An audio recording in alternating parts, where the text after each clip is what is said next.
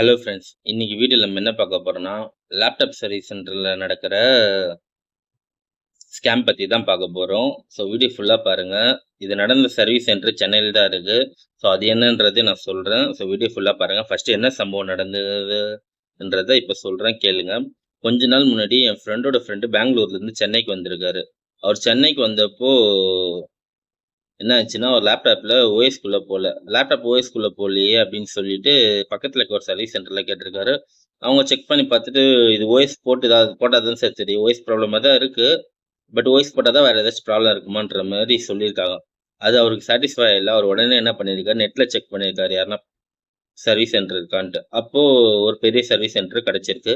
அந்த பெரிய service centre சென்னையிலேயே ஒரு 5, 6 பிரான்ச் வச்சிருக்காங்க. அப்புறம் மதுரையில இருக்கு. சென்னையில எங்கெங்க இருக்குன்னா, எனக்கு தெரிஞ்சு அசோக் நகர்ல இருக்கு, வேளச்சேரியில இருக்கு, முகப்பேர்ல இருக்கு, அப்புறம் தாம்பரத்துல இருக்கு. இவரு குரோம்பேட்ல இருந்து பண்ணியிருக்காரு. மேபி தாம்பரத்துல இருந்து வந்திருக்கலாம். ஸோ அவங்க இன்னொன்னு என்னன்னா, free pickup and drop service போட்டிருக்காங்க. அதனால இவரு வந்து சரி நமக்கும் சென்னையில அவ்வளவா இடம் தெரியாது. அவங்களே வந்து வாங்கிட்டு போயிடுவாங்கன்னு சொல்லிட்டு, லேப்டாப்ப அவங்ககிட்ட குடுத்தாங்க. குடுக்கும்போது ஒரு வார்த்தை சொல்லிட்டாரு. என்னன்னா, "எனக்கு டேட்டா ரொம்ப இம்பார்ட்டன்ட்" அப்படின்னு சொல்லிட்டாரு. எப்படி வக்கீல் கிட்ட, டாக்டர் கிட்ட எவ்வளோ செலவானாலும் பரவால்ல, காப்பாத்துங்கன்னு சொல்லக்கூடாதோ, அதே மாரி எங்கள மாரி சர்வீஸ் சென்டர் வச்சிருக்கவங்க கிட்ட டேட்டா இம்பார்ட்டன்ட் நீங்க சொல்லவே கூடாது. ஒருவேளை உங்களுக்கு டேட்டா இம்பார்ட்டன்ட்னா, நீங்க தான் அத வந்து பேக்கப் எடுத்து வச்சிருக்கணும். அப்படி மிஸ் ஆயிடுச்சு வேற வழி இல்லன்னா, ரொம்ப இம்பார்ட்டன்ட் டேட்டா அப்படின்ற மாரிலாம் காமிச்சுக்காதீங்க. ஏன்னா, அது உங்களுக்கே ரிவர்ஸ் ஆயிடும். ஏன்னா, நீங்க டேட்டா இம்பார்ட்டன்ட்ன்னு சொன்னீங்கன்னா, ஸ்ட்ரெயிட்டா ஹார்ட் டிஸ்க் தான் போயிடுச்சுன்னு சொல்லுவாங்க. ரிகவரே பண்ண முடியாதுன்னு சொல்லுவாங்க. ஸோ இந்த மாரி பண்ற சர்வீஸ் சென்டர் நெறைய இருக்கு. ஸோ இங்க என்ன நடந்திருக்குன்னு பார்ப்போம். இவங்க என்ன பண்ணாங்க, லேப்டாப்ப எடுத்துட்டு போயிட்டு கஸ்டமருக்கு ஃபோன் அடிச்சிருக்காங்க அடுத்த நாள். ஏன்னா, ஒன் டே செக்கிங் டைமாம். ஸோ அடுத்த நாள் ஃபோன் அடிச்சு என்ன சொல்லிட்டாங்க, இந்த மாரி மதர் போர்ட்ல இருக்க ஐசி போயிடுச்சு. ஹார்ட் டிஸ்க்கும் மதர் போர்டும் கனெக்ட் பண்ற ஐசி போயிடுச்சு. அது போனதுனால உங்களோட உங்களோட ஓஎஸ் கரப்ட் ஆயிருக்கு. ஸோ நீங்க இந்த ஐசி மாத்திட்டு ஓஎஸ் மாத்துற மாரி இருக்கும் அப்படின்னு சொல்லியிருக்காங்க. இதுக்கு அவங்க சொன்ன பில் அமௌண்ட் பார்த்தீங்கன்னா, ரூ. 4800. கஸ்டமர் யோசிச்சாரு. சரி தலைய விட்டுட்டோம் என்ன பண்றது சொல்லிட்டு, பண்ணுங்கன்னு சொல்லிட்டாரு அங்க. பண்ணுங்கன்னு சொல்லிட்டு ரெடி பண்ணி குடுத்துருக்காங்க. ரூ. 4800. ஆக்சுவலா அதுல இன்னொன்னு என்ன சொல்லியிருக்காங்கன்னா, ஓஎஸ் ஃப்ரீ தான்.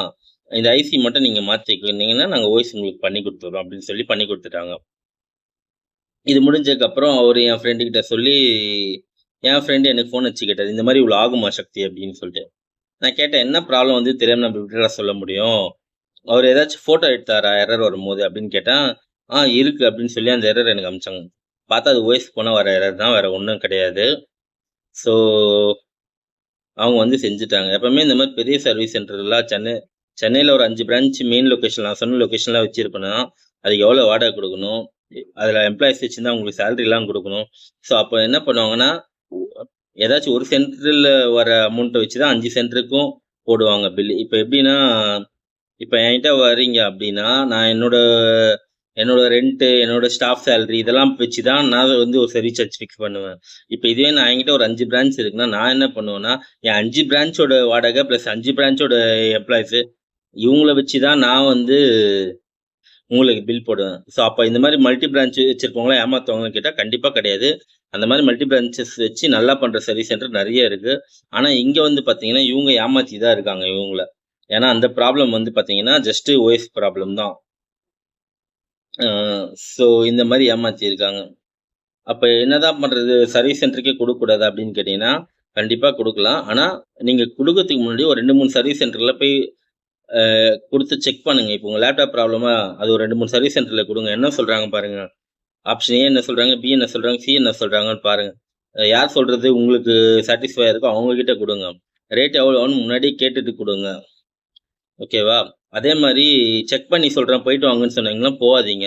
இருந்து செக் பண்ண சொல்லுங்க. செக் பண்ணிட்ட பிறகு, அவங்க ரெடி பண்ண டைம் எடுத்துக்கிட்டா கூட பரவால்ல. செக் பண்ணி என்ன ப்ராப்ளம்ன்றத ஃபர்ஸ்ட்டு சொல்லுங்க. இப்படி சொன்னாங்கன்னா மட்டும் தான் உங்களால வந்து அப்படி அப்படி சொன்னீங்கன்னா தான் உங்களுக்கு விஷயம் தெரியுதுன்னு கொஞ்சம் உங்ககிட்ட வந்து ஏமாத்தணும்னு நெனைக்க மாட்டாங்க. இன்னும் சில சர்வீஸ் சென்டர்ல என்ன பண்ணுவாங்கன்னா, வெறும் ஹார்ட் டிஸ்க் தான் போகும். சாரி வெறும் ஓஎஸ் தான் போகும். அந்த கஸ்டமருக்கு டேட்டா இம்பார்ட்டன்ட்ன்னு உங்களுக்கு தெரிஞ்சுச்சுன்னா, ஹார்ட் டிஸ்க் போயிடுச்சு, டேட்டா ரிகவரே பண்ண முடியாது அப்படின்னு சொல்லுவாங்க. அப்ப பாருங்க புது ஹார்ட் டிஸ்க் மாத்தணும். அந்த புது ஹார்ட் டிஸ்க்குக்கு ஒரு மார்ஜினு, பிளஸ் ஓஎஸ் இன்ஸ்டாலேஷன் ஒரு மார்ஜினு, இந்த டேட்டா ரிகவர் பண்ணி குடுக்குறது ஒரு மார்ஜின். அதாவது இந்த பழைய ஹார்ட் டிஸ்க்லேருந்து ஜஸ்ட் காப்பி பண்ணி தர டேட்டாவ ரிகவரி சார்ஜஸ் சொல்லி அத போட்டுருவாங்க பில்லா. ஸோ இது மாதிரியும் நிறைய சர்வீஸ் சென்டர்லாம் பண்ணுறாங்க. சரி நீ ஏன் இதெல்லாம் சொல்கிற அப்படின்னு கேட்டிங்கன்னா, நம்ம வந்து பார்த்தீங்கன்னா கொஞ்ச நாள் முன்னாடி கிரெடிட் கார்டு ஸ்கேம் பற்றி போட்டோம், பேங்க்கில் நடக்கிற ஸ்கேம் பற்றி போட்டோம், இன்ஸ்டியூட்டில் நடக்கிற ஸ்கேம் பற்றி போட்டோம். பட் நம்ம ஃபீல்டுலேயே ஒரு ஸ்கேம் இருக்குது, அதை பற்றி பேசாமல் இருந்தால் எப்படி? ஸோ அதனால் வந்து அந்த ஸ்கேமை பற்றி நான் பேசணும்னு நினச்சி பேசிட்டேன். இந்த சென்னையில் இந்த சம்பவம் பண்ண சர்வீஸ் சென்டர் யார் அப்படின்னா, ஸோ பேர் சொல்ல வேணாம், நான் வேணால் ஒரு க்ளூவாக கொடுக்குறேன். அந்த சர்வீஸ் சென்டர் பற்றி தெரிஞ்சவங்க ஈஸியாக கண்டுபிடிச்சிடுவாங்க. அந்த சர்வீஸ் சென்டரில் இருக்கவங்க நமக்கு எப்படி வேலை செய்வாங்கன்னா, ஒரு அடிமை மாதிரி வேலை செய்வாங்க. எந்த அளவுக்கு அடிமைனா, இந்த விளக்கு தேய்ச்சா ஒரு பூதம் வரும்ல, அலாவுதீன் விளக்கு. அது தேய்ச்சா ஒரு பூதம் வரும் பாருங்க. அந்த பூதம் மாதிரி நமக்கு சர்வீஸ் செய்வாங்க. ஸோ அந்த சர்வீஸ் சென்டர் தான். அந்த சர்வீஸ் சென்டர் என்னன்னு கண்டுபிடிச்சிங்கன்னா, கீழே கமெண்ட் செக்ஷனில் போடுங்க. நிறைய பேருக்கு யூஸ் ஆகும். இந்த வீடியோ முடிஞ்ச அளவுக்கு ஷேர்